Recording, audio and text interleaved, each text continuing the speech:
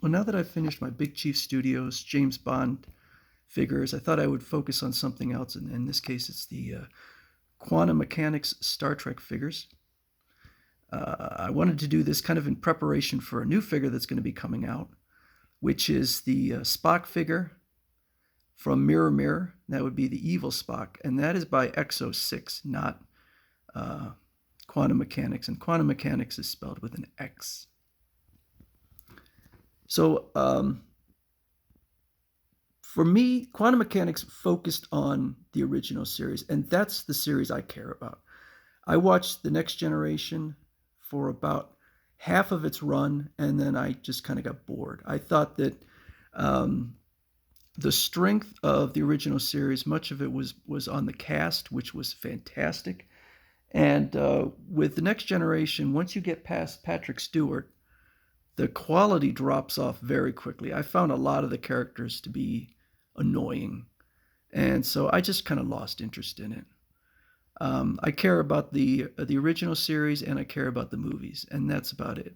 So I've only ever bought figures from the original series. Quantum Mechanics did a few from the Next Generation, which I never picked up, and Exo 6 is all over the place. So their percentage of now they're putting out a lot of figures, but their percentage of figures from the original series, there's only two scheduled at this point. I assume there's going to be more. Um, I think, and they're also going to be coming out with a Sulu from Mirror Mirror, and I assume that the reason they're doing all these figures from Mirror Mirror is because they don't want to overlap with Quantum Mechanics. So I would have two Spocks, but one is from the original series. There's just the regular Spock, and then one is from Mirror Mirror. So they will have differences in their appearances. This is obviously James Doohan as Scotty, and the likeness is absolutely fantastic. My only issue is the expression on his face, which is very dour. He looks possibly concerned, which, yeah, the engineer was concerned quite often, but he looks like he just came from a funeral. So it's a great likeness, fantastic likeness. But I might have gone with a different expression. The beauty of, for at least for a figure maker, of the Star Trek figures is the simplicity of the outfit. Um, and they nailed it. I mean, it feels great. It looks great. It's well tailored, right down to the shoes or the boots. I have no issues with this costume. It's really lovely. Let me see. Can he stand on his own? Yeah, he stands quite nicely. So no problems there. The articulation is all fine. Certainly better than Big Chief Studios. Big Chief Studios has all sorts of issues, but um, I've never had any problems with the articulation on these figures. Now, God help me if something should become detached, the shoulder or something. That's always my biggest fear with clothed figures is and it's happened not with the shoulders but with the elbows, and it can be a real pain. These, I I think maybe you can remove these possibly. I think with the McCoy, he might have had an alternate shirt if you bought the premium edition or whatever. I always buy just the regular. I don't get the premium.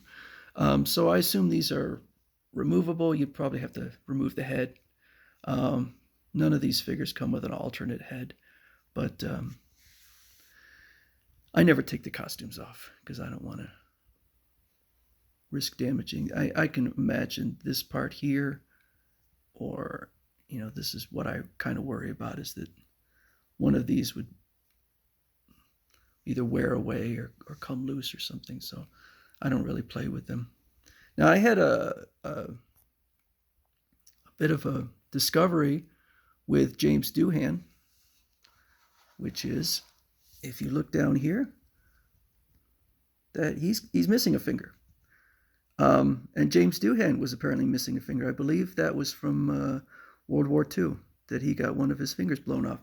Now, if you're thinking, wait, I don't remember him ever missing a finger in the series. Well, watch the series again, and it is amazing. Anytime you see James Doohan on there, he is obscuring his one hand, and he can be quite creative about it, about ways in which he's hiding his hand. Now there is an alternate hand with all 5 fingers, because I guess probably in the Star Trek universe, his character has all of his fingers.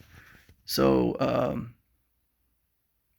if you watch the show, and you can see he is always hiding that hand in one way or another, whether it's behind his body, or gripped in a fist, or whatever.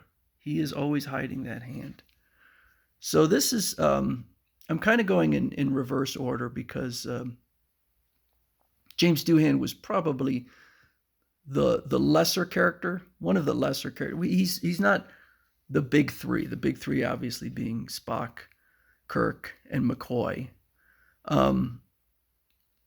My suspicion is that Quantum Mechanix at some point either gave up or lost their licensing for Star Trek, because they have nothing on the horizon. They have nothing planned, and XO6 has all sorts of stuff. So I'm going to assume that maybe the license transferred to XO6, and it's going to be very interesting that I can compare the two, the quality. I know XO6 is really kind of touting the quality of their figures. So I can't wait for my Spock figure, and then do a deep dive into it, a comparison of the two, and see how they compare, to see if XO6's bragging lives up to the quality of the figure. The one figure from Quantum Mechanix that I didn't get was Sulu, and it wasn't for lack of trying. I pre-ordered Sulu from a Big Bad Toy Store, and it's the only figure I've ever had from Big Bad Toy Store that got canceled. But the figure did come out, so I don't know if at some point they just didn't produce a lot. Once I don't know, maybe once the license was gone, they kind of decided not to go all in on it. But some people clearly have gotten the figure, and I've seen it on sale on eBay at a highly inflated price that I wasn't willing to pay. So I didn't get my Sulu. There is a Sulu coming out from Mirror Mirror, but he is the evil Sulu and looks kind of evil. So I would have preferred to have the original Sulu. I also have Khan. That did come out, and McCoy, Kirk, and Spock, and also Kirk's captain's chair.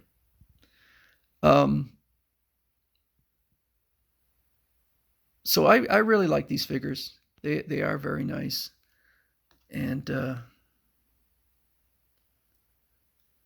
we'll see how XO6 is able to compare. XO6 is clearly putting a lot of work into figures that I don't care about from all sorts of different series. So yeah, it's a little disappointing, because I would like, but I will admit that Quantum Mechanix wasn't exactly cranking these figures out.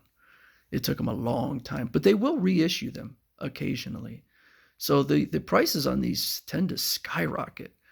But when I first noticed Quantum Mechanix figures, the Spock and Kirk were like $1,000. But they reissued them briefly, and I snatched them up at the original price, and now I have Kirk and Spock. So, I mean, it would be really disappointing if I had Scotty and McCoy, but not Kirk and Spock. You got to have those two. But I wasn't willing to pay $1,000 for them. So anyway, that's the first figure I'll go through, and then I'll go through the other 4 figures.